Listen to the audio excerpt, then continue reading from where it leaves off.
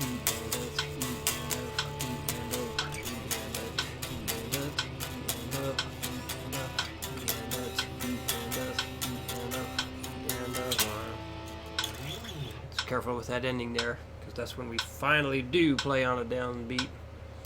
As remember, when you do the repeats, as we have been doing with things like this, let this last chord carry over across that rest symbol.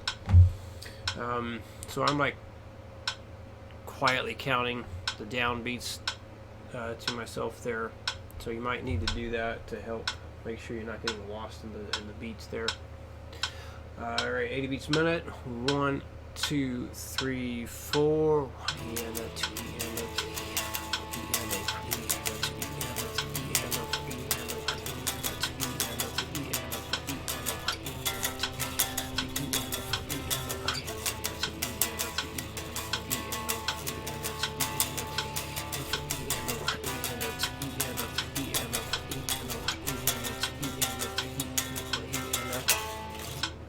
So I like to be more aggressive with nodding my head and tapping my foot for this particular rhythm, especially as it gets faster, just to really help emphasize where that beat is. Because again, it's very easy to get lost on this as you go faster. So here is 100 beats a minute. 1, 2, 3, 4, and a 2.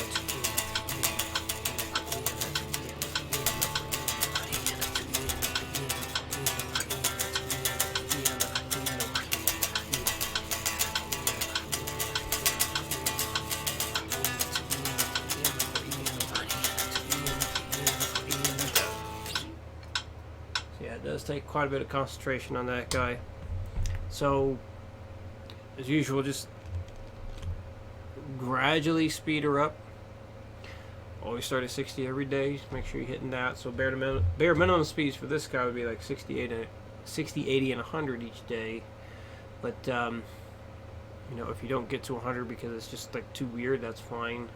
Get to where you can and use Guitar Pro to your advantage. Play along with that. Practice with it. You know, just do the 60, 65, 70, and so on with Guitar Pro. Just change your tempos there. And just following along that way could very well help you a lot in being able to pick up on what's happening. Just make sure you're tapping your foot on the downbeat where you're not playing anything, because that could be another thing that happens with people. Is, let's say you're actually strumming it where you're supposed to, well, your foot tapping might actually be the thing that drifts. So you're no longer tapping on the beat, you're tapping on that 16th note that happens right after. So just be careful of that. Make sure you're tapping on that beat and try your best not to let anything drift. Alright, so if you have any questions, let me know. I'll plan on seeing you in 1 week.